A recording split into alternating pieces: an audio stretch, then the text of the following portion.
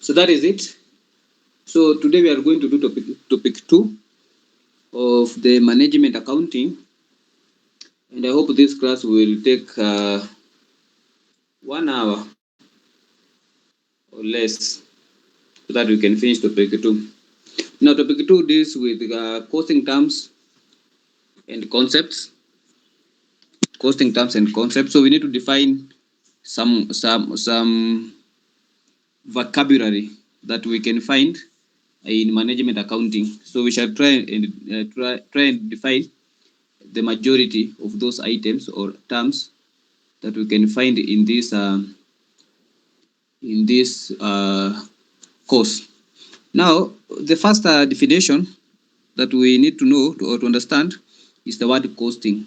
Now, the word costing refers to the process of determining the cost of a product or a service or any job or any activity. So, for example, if you are doing or if you are making a cup, for example, let us say your activity or your job is to make a cup. Now, for you to determine the cost of that cup, then what you are doing is what we call costing.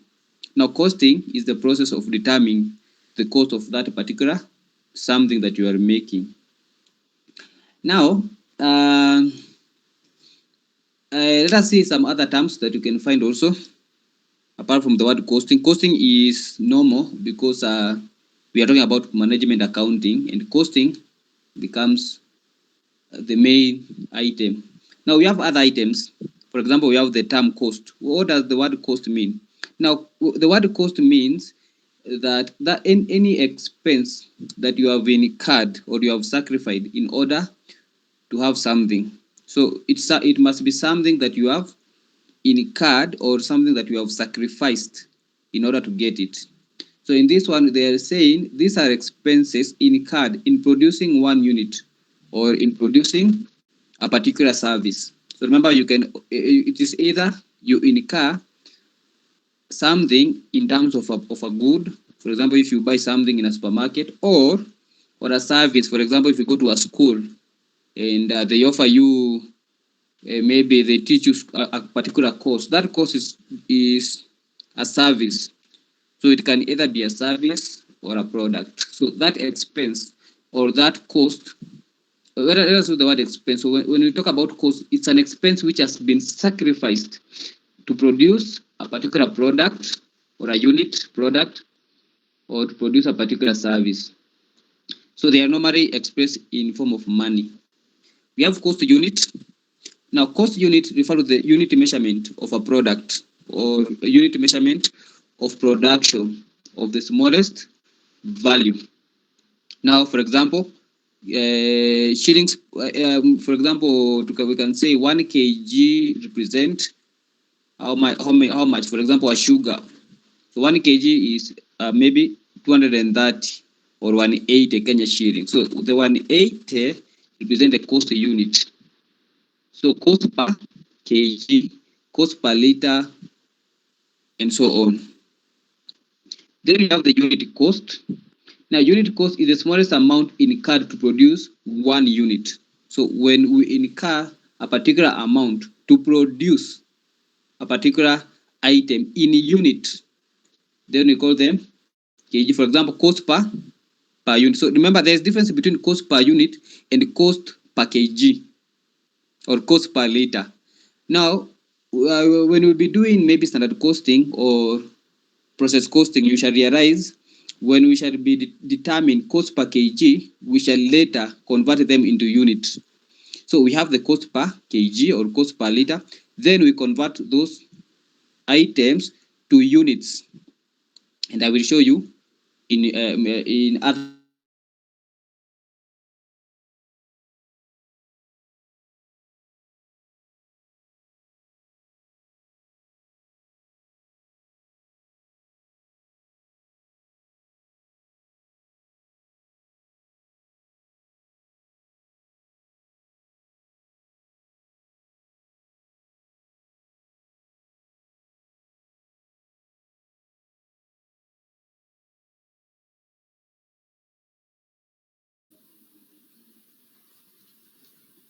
have a work in progress. Work in progress refer to any item that remained incomplete at the end of a particular period. So any item that was started, but they were never complete at the end of the period, then we call them the work in progress. So those items will be carried forward to the next period. So any item that remain incomplete, we call them the work in progress, and they shall be transferred to the next period. Then you have the cost behavior. Cost behavior is the behavior of the cost. So how the cost behaves. So it refer to the degree of change of cost in relation to what? In relation to the activity level or the level of activities. We shall define what is activity level later. But activity level represent, or we can just say it here. Let's define it here. I hope my level of activity, you need to know what is it. Or other people call them the activity level. Activity level. Now refers to units produced and sold. Now, when we produce more units, the cost might increase. When we produce less units, then we might incur less cost. So that behavior is what we call the cost behavior. So when we produce more units, cost increase. When we produce less units, the cost reduces, and so on. So that is what we call the level of activity, or the activity level. Then we have the cost statement. Cost statement is the representation of cost in form of a statement. So when we convert all our information about cost into a statement, then we call it the cost statement. Call it the cost statement. I think my name is visible. Now, that one is fine. Then we have the prime cost. Now, prime cost is also called the direct cost.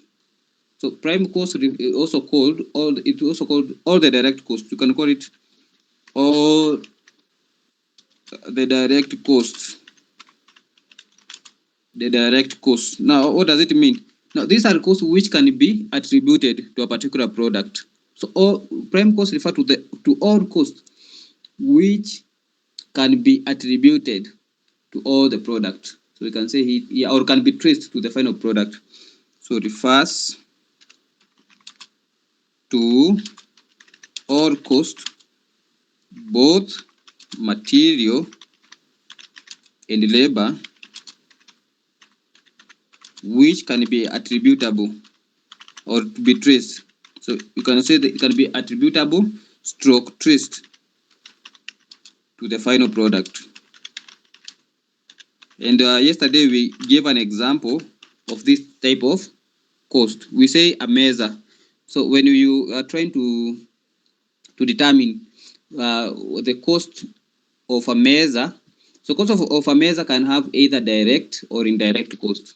Now, direct costs refer to all costs which we can see, or we can easily say was incurred. For example, timber. So when we make a measure, timber is the main product, and that is what we call also prime cost. So all the direct costs, including labor. So because it is a person who makes that table, so there is a cost which relates to that person make that measure, and that person, we call it the labor cost. So refer to all costs, both material and labor. Now let us see an example. This is an example of a cost statement that we are going to use in the future. So example of a cost, this one is supposed to be an S statement. Let's bold it. Now a cost statement is the format, just a simple format. Now we start with the direct material, we put the figures, then direct labor, then any other direct expense, any other expense which is direct, we add them together. So when we add direct material plus direct labor plus any other direct cost, we get what we call the prime cost. So remember our definition, opposite, we said that prime cost refers Prime cost refers to all cost, to all the direct cost. Now, in this case, as you can see, when we add the direct material plus direct labor plus direct expense, we get what we call the prime cost. So prime cost is in bold. Then after we get the prime cost, we add the indirect cost. Another name of indirect cost is overhead cost. We should have defined overhead cost, but it's okay. So you just know that another name of indirect cost is the overhead cost. So once we have the prime cost, we add all the indirect costs that are the overheads. So we add them together. We have indirect material, indirect labor, and any other indirect cost. We call them the factory overhead. So once we add them together, so we add prime cost plus indirect material, we get the total. We get the total cost. Total cost including indirect material. Then after that, then we can add the fixed cost. So once we add the fixed cost, we get the total cost. So just remember, when we add the direct material plus direct labor plus direct expense, we get prime cost. Then when we add prime cost to the indirect material, this one is supposed to be total variable. It's supposed to be total variable cost. This one, this is a mistake. Total variable. Let me put it in cap. Sorry, total variable. That order. So when we add direct material plus direct labor plus direct expense, we get prime cost.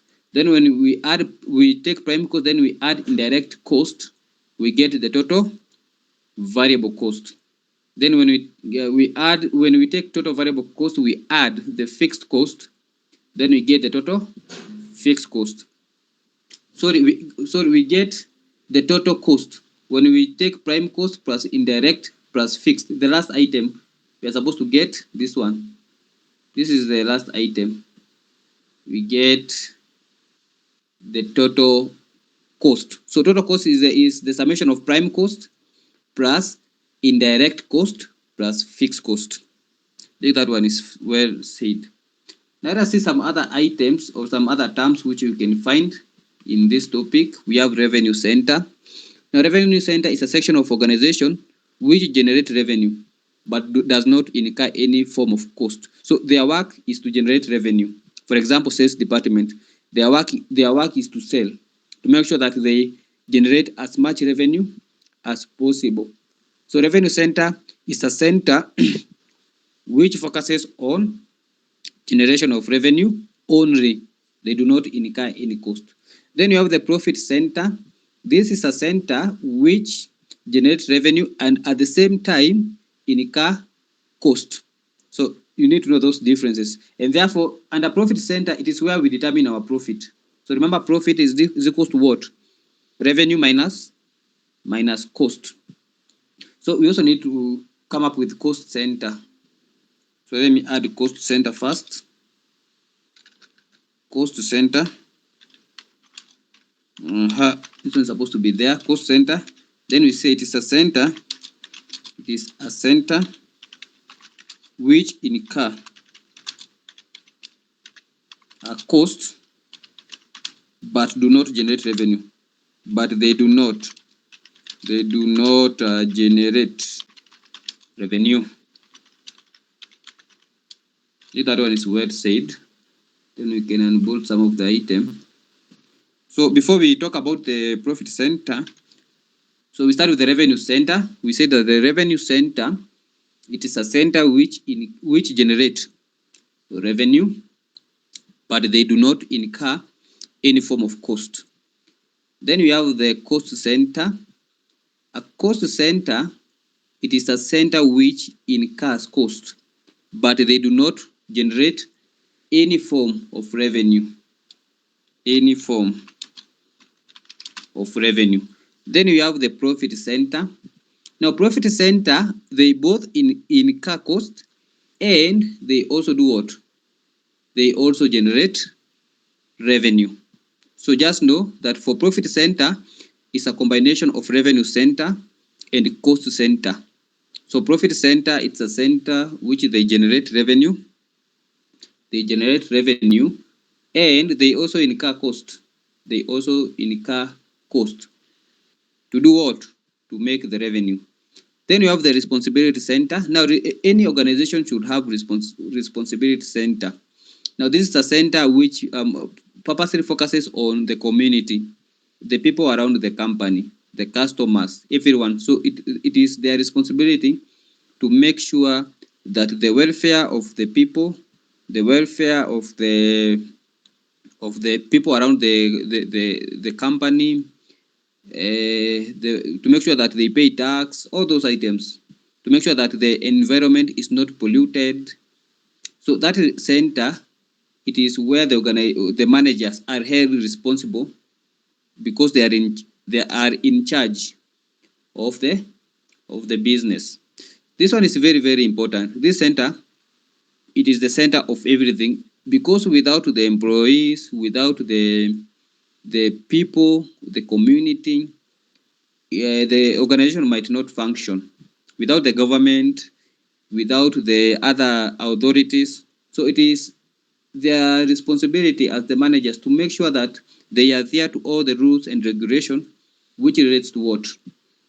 The conduct of that business. To make sure that the employees are well safeguarded, there is no pollution to the community. There is also, they give scholarship to people around the community, all those. Then you have the investment center. So this deals with any form of investment. So a lot of companies usually do other investment apart from what they do. So this is a center which is responsible to do what? To use the revenue collected to do what? To do some other form of investment. For example, they can do a long-term investment where they will get maybe dividend in the future from the sale of shares and so on. So it's a center where the managers are responsible for the revenue collected, cost incurred, and any other income from any other sources, such as dividend or dividend from shares and so on. Now, let us see cost definition and cost identification. So you have two terms there. So number one is, how do we define cost? And how do we define cost identification? We have defined cost, but we said that cost refers to any resource that has been sacrificed to produce a product or to undertake any form of service. It is the same as what we said earlier. So I'm not going to repeat that one. Tunavuka tukisonga. Then we have cost identification. So cost identification means the process of recognizing and capturing all the relevant cost items together, and then you link them to the correct cost jobs or cost objectives. That one is fine. So the process of recognizing and capturing all the relevant cost items together, up to that point is fine. You can leave up to that point. But if you want to continue, you can also say, and linking them to the correct cost objects. For example, we have the job order costing, we have the departmental cost, services, and product cost. Now, let us go to cost classification, which is important.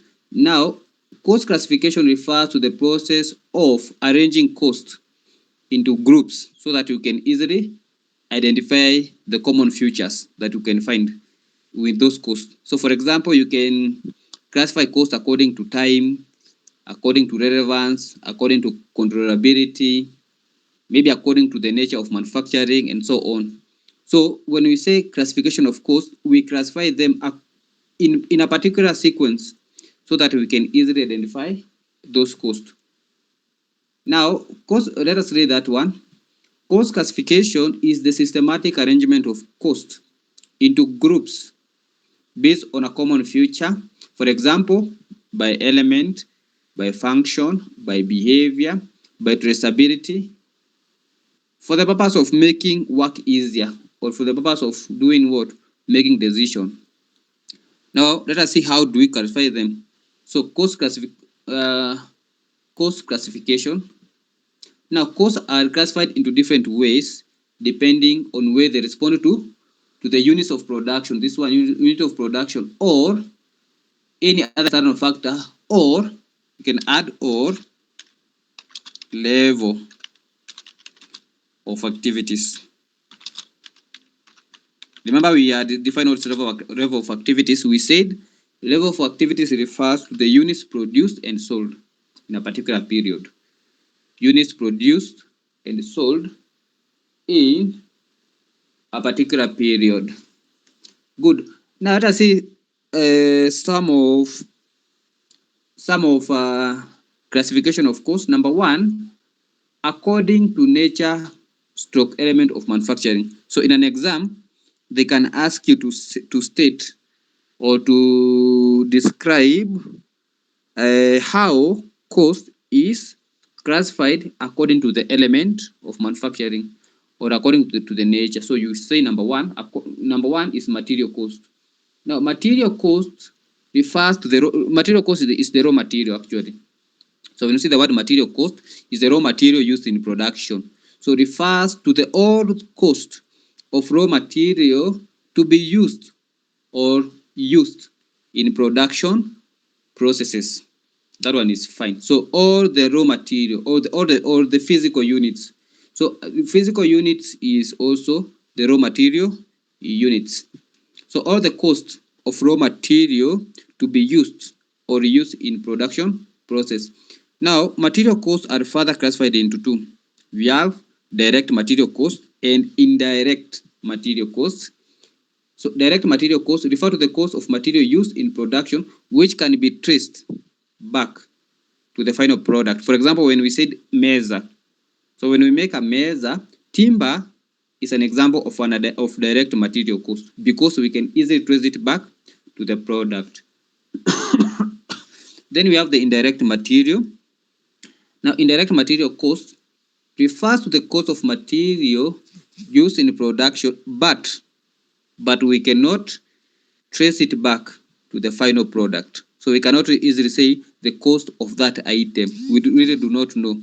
And therefore, that one will be deemed to be indirect material cost. And a good example of indirect material cost is the cost of glue. Now, if we want to make measures, so let us assume we make 100 measures. For those 100 measures, we can use glue. But the cost of glue per measure, it is very hard to determine. And therefore, we categorize it as indirect cost. Number two, labor cost. Now, labor cost is also an example of cost under element of manufacturing. Now, this refers to the human resource efforts incurred in production. So remember, when someone does the work, you need to pay them. So if a person work, we call it human effort, and that human effort is paid. So what that amount that is paid to compensate the human effort or the physical effort is what we call the labor cost. So we can say refers to the physical or human efforts incurred in production. Or you can also say, if that one is hard, you can say refers. You can say this one is bold. Just like refers to wages and salaries. If you this one salaries naandikwa aje, salaries paid to compensate human efforts naandiko vipi, efforts in production process. I think that one is also a good definition which you can also use. So you can say it can also be defined. It can also be defined. Defined inaandikwaje? As wages. So hapa tunatoa hii. Yeah, that one is fine. That one is fine. This one is where so it can also be defined as the wages or salaries or wages and salaries paid to compensate human effort incurred in production process. Incurred in the production process. Now, labor cost can also be subdivided into two. So we have the direct labor cost and indirect. So direct labor cost is wages paid to workers, which can be who work directly in production process. So for example, the supervisor, not supervisor, the people, the casual workers in the machines or in the warehouse. So those people who are paid because they work directly in the warehouse or in the factory, we call them the direct labor cost. Then we have indirect labor cost. These are wages paid to workers who are not involved directly in production. Example is supervisor. So i.e. supervisors. Now supervisors, they do not work. Their work is to supervise. Now, because their work is to supervise, they are not engaged in any form of work within the factory, and therefore because they do not work, their work is just supervise, then that one is an indirect labor. Then you have watchman also. Watchman. Now watchman is there to do what? To make sure that the product are safe, but this person does not work in the factory. His work or her work is to ensure that the material or the products are safe. Now that one is a form of indirect. Then for direct, these are the people. So i.e. people directly engaged in business, indirectly engaged in work in the factory. That one is well said. Yeah. Let us go to number 3. Number 3, nature, according to the nature or element of manufacturing, it can also classified or it can also subdivided into overhead. Now we said that another name of overhead is an indirect cost. Now all the indirect costs, for example, indirect material or indirect labor cost, they are also termed as indirect cost. Now these are costs which cannot be traced back to the final product. And example, you can give example, i.e.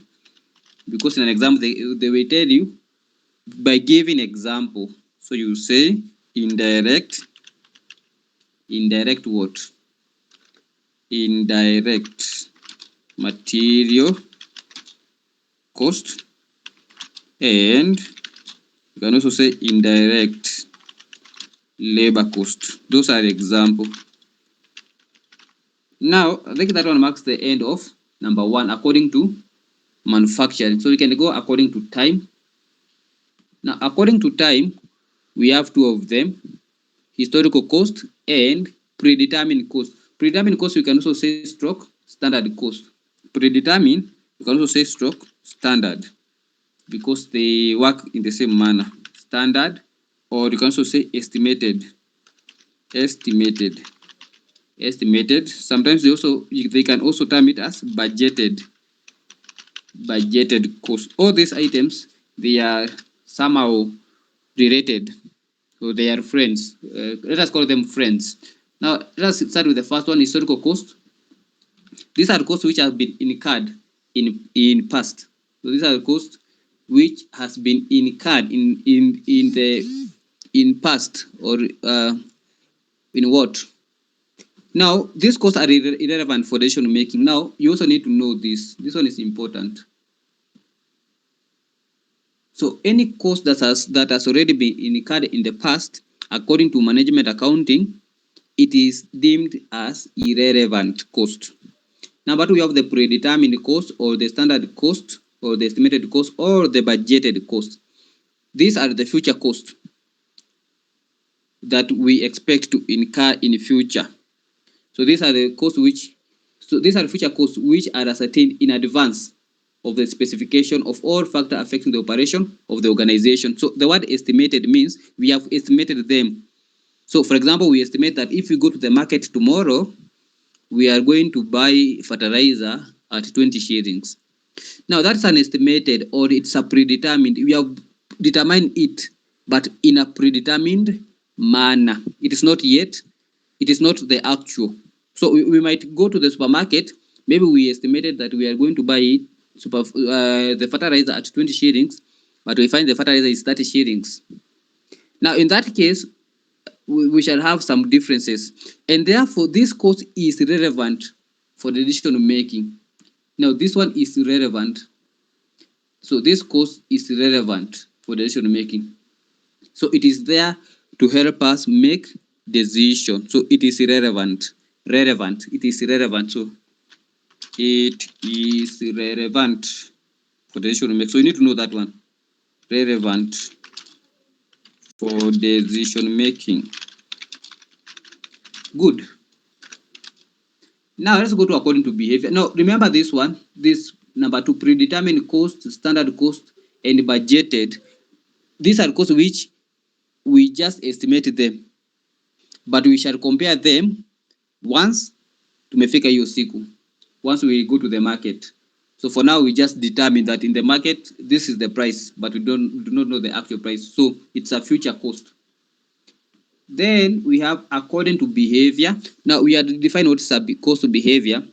So we said behavior refers to the degree in which the cost changes because of what? Because of changes in the level of activities. Now we have 3 types of cost. I will attach graphs, and maybe I will attach later before I send the notes. So we have the variable cost, fixed cost, semi-variable, and stepped. Now variable cost refers to the cost which changes as the level of activities changes. So when the cost increases, the level of activity increases. When the cost reduces, the level of activities reduces. That one is well said. So refer to the cost which changes with respect to level of activities. Another name of level of activities is the volume of production. So this one you need to be very keen. So another name of volume of production, then it is the level of activities or activity levels. Level of activity or the activity level. Good. Which we said is the units produced and sold in a particular period. Then we have semi-variable. Now semi-variable cost, these are the costs which has both the element of fixed cost and variable cost. So when we talk about semi-variable, these are costs which are partly fixed and partly variable, or you can say they have the combination of both fixed cost and variable cost. Then you have the stepped, the stepped cost. Now stepped cost refers to what? These are costs that stay fixed for a particular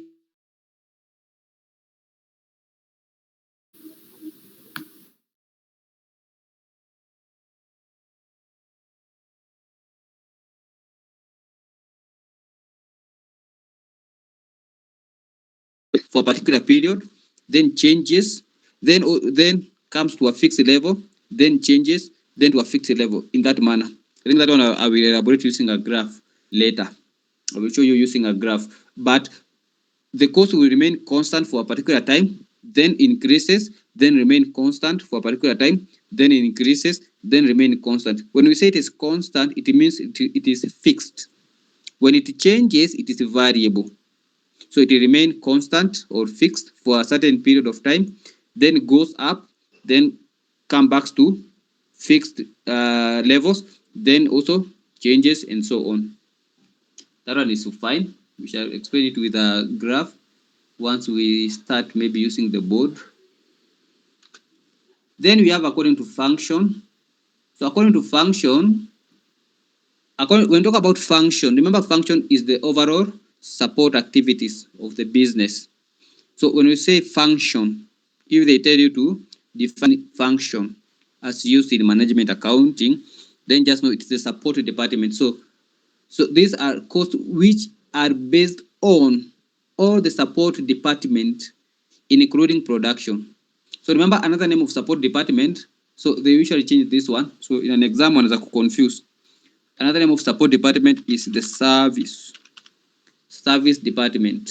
So refers to the cost or cost that has been incurred because of all the activities of the support department together with the production department. So these are the costs. Number one, according to function, we have the production cost, cost incurred in manufacturing. And a good example here is, i.e., example, we can talk about material cost and labor cost.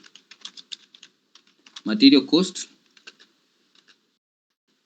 and labor cost. So these are a good example of production cost. Then you have the administration cost. So this is the cost which is incurred in the overall running of the management. For example, payment of salaries and wages, payment of salaries. You can talk about distribution cost, distribution and sales cost, and so on. And so on. Then we have selling cost, which is also part of administration cost. Cost incurred in securing customer order. So for example, if you want to secure a customer order, for example, unampea discount so that that customer can buy the product. So you can see discounts and commissions. And commission. So discount to customers, and commission to sales agent, to sales agents. That is fine. That is well said. Then you have the distribution cost incurred in order to deliver goods to the customer. So cost incurred in order to deliver goods to the customer. Cost incurred in delivery of goods and services to the customer. Then you have finance cost. Finance cost, these are costs incurred to secure funds for the business. For example, interest rate. This one, i.e., talk about interest rate. So when you go to borrow money, interest rate is cost which is incurred for you to get money. So for example, you pay interest for that amount. So finance cost income a loan, not loan. So loan attract interest. Remember, loan attract interest. Now loan is not a finance cost. Loan is not a finance cost, but the interest is a finance cost. So cost incurred to secure funds or loans. You can say funds or loans for the business. Now we have research and development cost, also part of by function.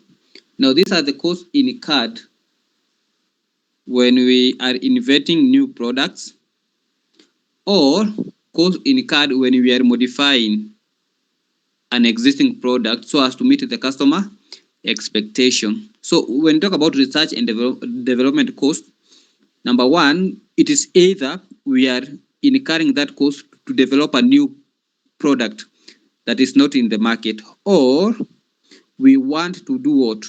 To modify an existing product so that to make it more unique in the market. So we call them the research and development cost. Then according to identification with inventory,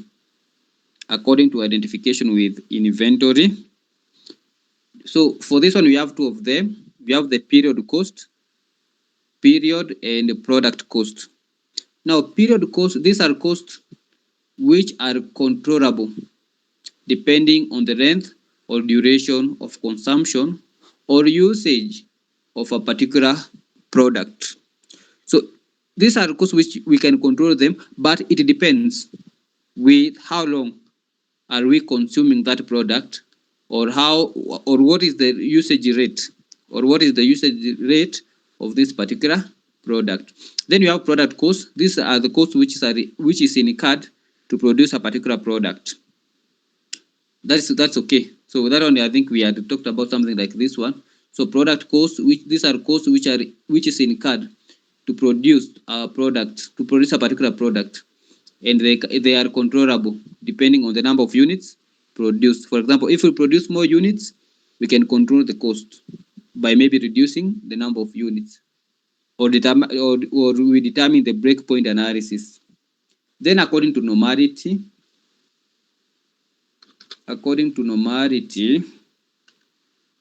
so we have normal and abnormal cost. Normal cost, these are costs which is incurred in the normal circumstances, or in the normal operations of the business. So these are costs which is incurred in the normal business operation, or in the normal condition of the business. For example, salary and wages and so on. Then you have the abnormal costs, these are costs which are incurred beyond the normal condition. For example, we can have strike, we can have machine shutdown, etc. We can also talk about strike. So strike, when there is a strike, then when we have shutdown cost of the factory, for example, there is no power, and then maybe the material. Also, you can also talk about defective raw material. So when we buy raw material but we find them defective raw material, then that one would lead to what we call the abnormal cost. We do not expect such kind of cost. So because when you buy a material, you expect that the person who is selling you those raw material, it is selling materials which are not defective. But if we find them that they are defective, then that cost which relates to defectiveness of that material, then it will be termed as abnormal because we did not expect them. So those are costs which are incurred, but they are beyond the normal cost.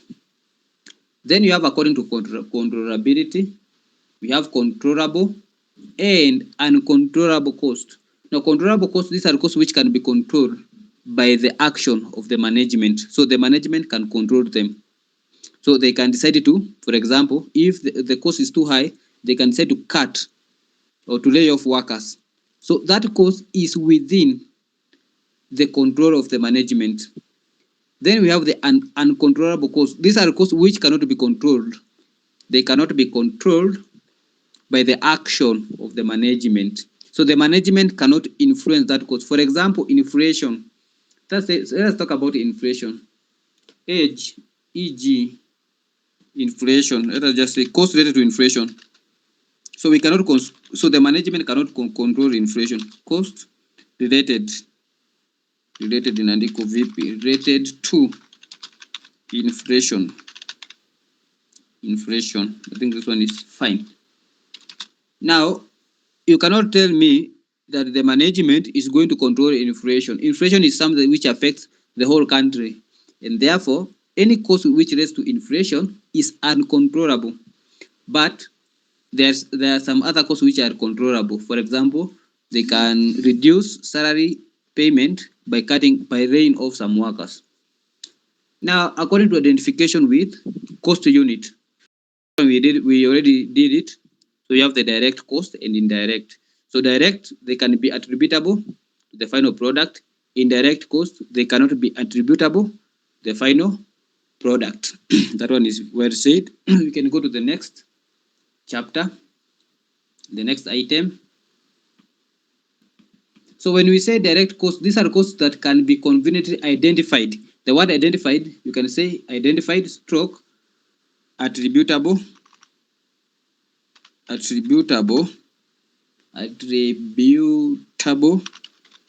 stroke traceable. So these are costs incurred and can conveniently be identified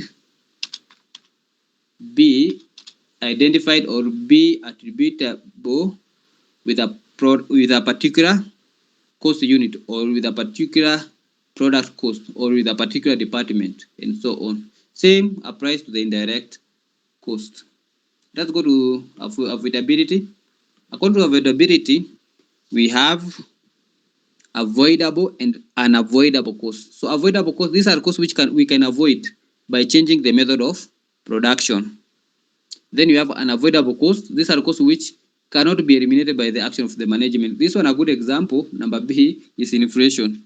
Cost, i.e., this one is i.e. cost relating to inflation. Relating to inflation. What about the other one, avoidable cost? We can avoid finance cost. For example, finance cost. Finance cost is an example of an avoidable cost, i.e. finance cost. Why am I saying finance cost is an example of an avoidable cost? So finance cost can be avoided by avoiding borrowing money. I think that one is well said. So we can just decide to do what? We can decide to raise money in other ways so that we can avoid what we call the finance cost. So we can just decide to avoid borrowing. So finance cost can be avoided by avoiding borrowing loans.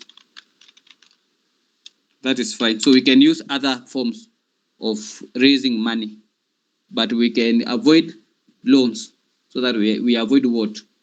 Interest. Now, according to relevant or relevance, we have relevant and irrelevant cost. We have relevant and irrelevant costs. What are the relevant costs? These are costs which will be affected by the decision of the management.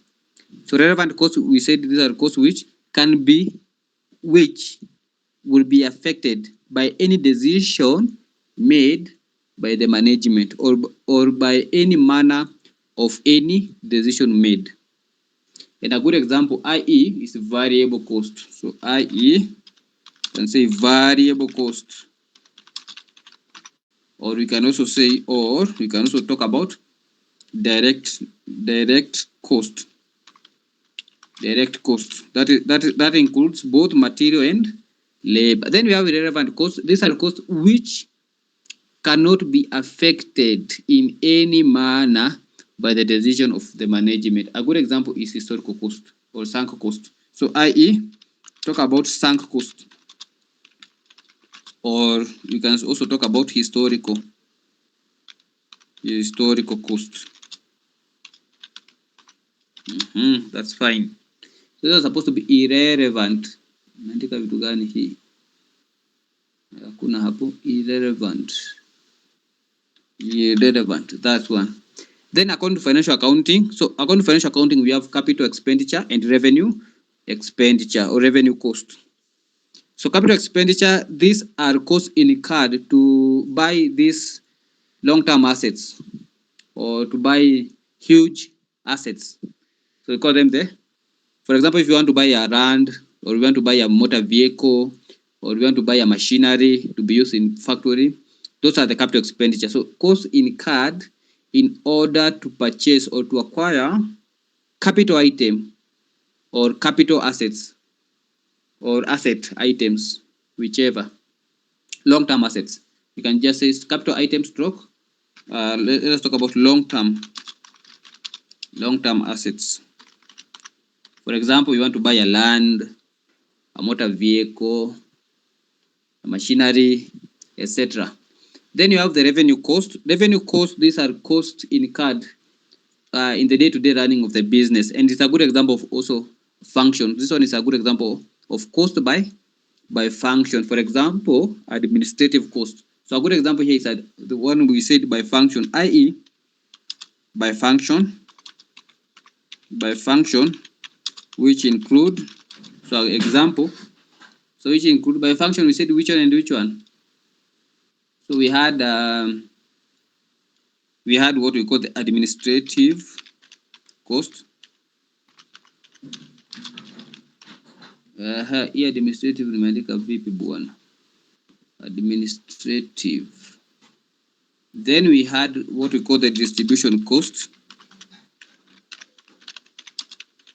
etc., etc.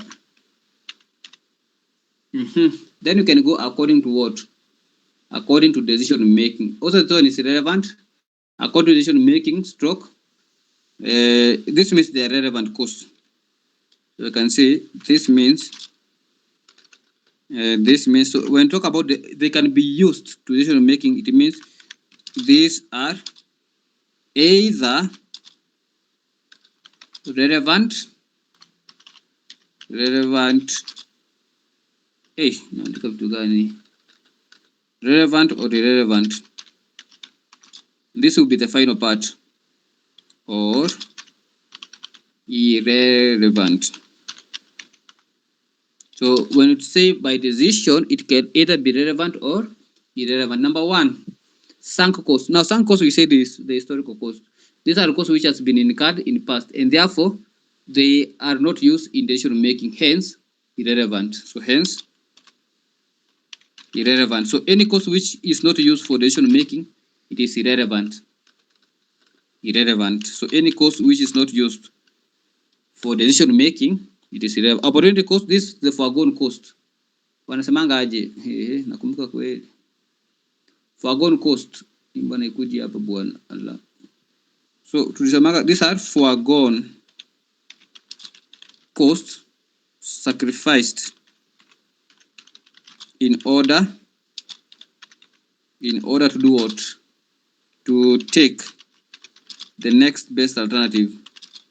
The next best alternative. I think that one is the definition. The next best alternative. Now this one is irrelevant. It is relevant for decision making. It is relevant for decision making. For decision making. It is relevant for decision making. For example, if you want to buy a coffee or a tea, now you need to forego one to take one.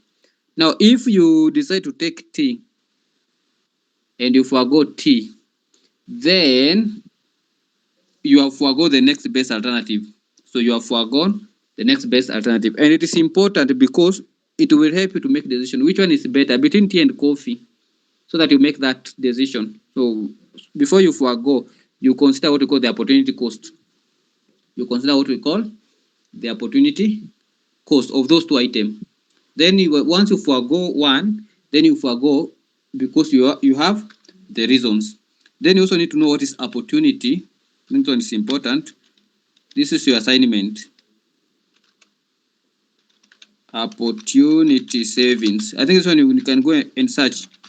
What is the meaning of the word opportunity savings? Or do you have any idea? Maybe before I continue, maybe you could be having an idea. Then you tell us. Anyone with that idea? What is opportunity savings? Or we can do what? Opportunity savings, any idea? Before we move forward? Yes, any one of you? What is opportunity what? Savings, because maybe you can find that item in an exam. What do you think is that it means?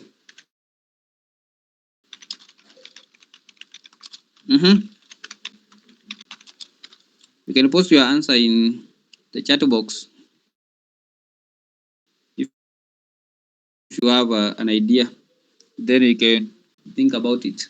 Now, as you are thinking about it, let us just move on. So as you keep thinking about it, maybe you shall tell me after the class. Let's go to the imputed or notional cost. Imputed or notional cost.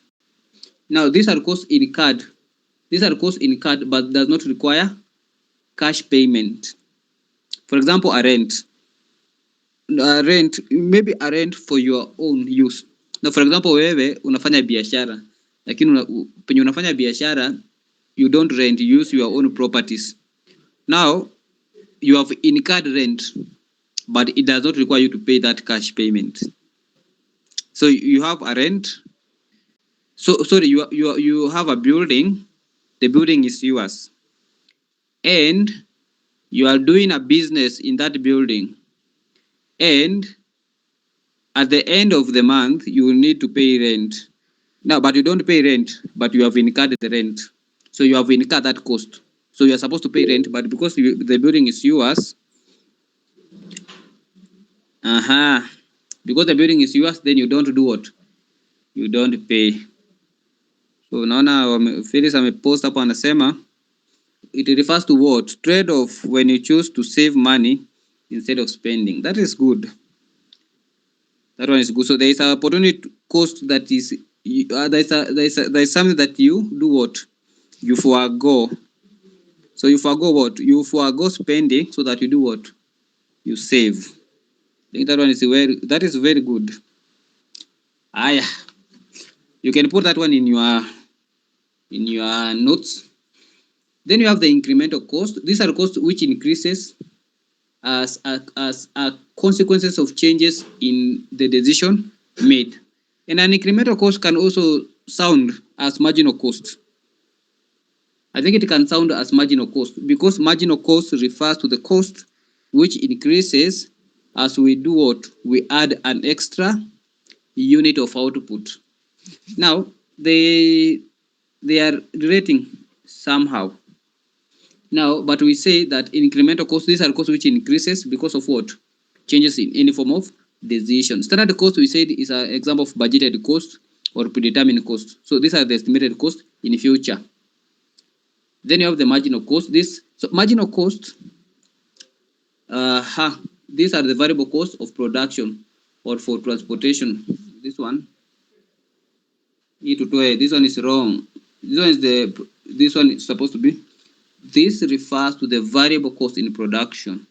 That one is correct. So marginal cost is also known as variable cost. So they are the variable cost which is incurred in production. But you can also talk about those costs which increases because of what? Because of that. We can write. It can also mean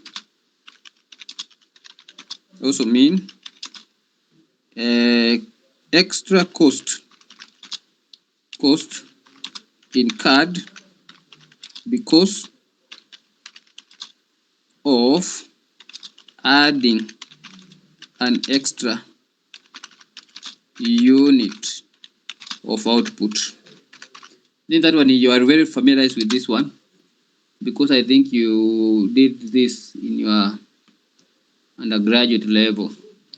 So when you are doing your bachelor's degree, I think you did something like marginal cost, which we said refer to extra cost incurred because of adding an extra unit of output. And then you have out-of-pocket cost. Out-of-pocket cost, this is a cost which you incur from your pocket.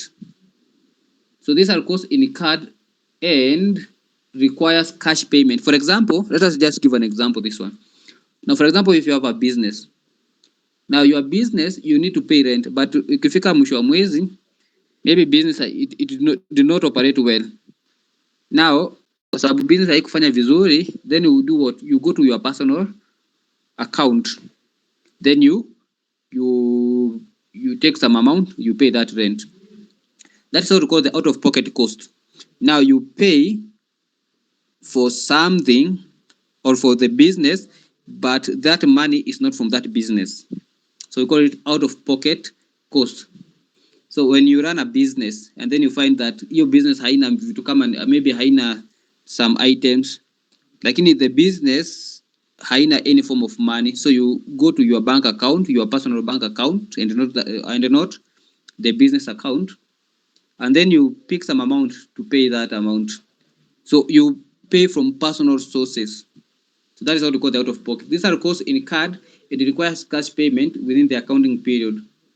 Then you have the actual costs. These are the costs that you incur directly. So actual costs. These are the costs that you find in the market. So they are actual costs incurred. These are the actual costs which is incurred. Then you have the relevant costs. We say these are the costs which are relevant for what?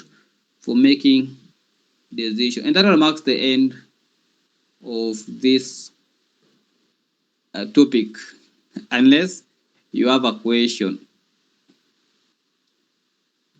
That one will mark the end of this topic. I think that one is well explained. Then we have some other form of course. Maybe I think that one tunaweza tafuta tu uko mbele. But I think from that point of view, let me share the nini. So allow me to share our course outline. Just a moment, then we call it an end. We call it a day. Where is it? Hapo. Now, can you see what I'm presenting?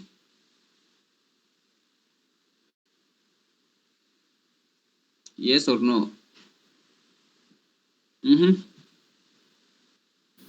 Yes. You can see my presentation. Good. Now, today we did, so yesterday we did the topic 1, that was the context of management accounting. So we defined everything. I think from what we did yesterday, did we cover everything from topic 1? Maybe you can, from your end, if you can check. Definition and scope, role of management accounting in decision making, users of the management information, cost accounting as a subset of management accounting and financial accounting, difference between management accounting and financial accounting, relationship between management accounting and other managers, then limitation of management accounting. You did that one? Yes. Then we have number 2, cost terms and concepts. So we have the cost definitions and identification, cost classification, and then cost classification basis. Number 1, by time, by behavior, by function, by identification with the stock. That is, stock is in inventory. Stock is in inventory. By relevance, and by the management control. So by management control, that is controllability. And then you have type of cost system and maintenance of cost database. That one we did in our first class. Cost systems. Did you do cost system? And we also give the conditions for a good cost database and so on. That I think we did it in topic 1. So we did it yesterday. Things to do with the system. Is that one fine? Yes. So that one marks the end of this class for today. So tomorrow, so because I'm still waiting for the results, so tomorrow we are going to introduce topic number 3. That is introduction to cost estimation. So, and that is where we are going to start with computation. And I'm going to use Excel because also I'll be showing you how to use the Excel, because you need this one when you'll be doing your final paper for post advance. So it is also good for you to know how to use it. For example, to do regression analysis and so on. Is that fine? Yes. So that is it for today. Unless you have a question. Doreen, you have any question?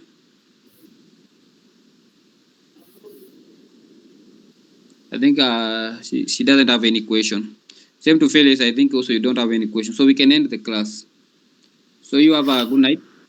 We meet tomorrow for topic 3. So amesema no, so that is fine. Let us meet tomorrow for the same. So goodbye.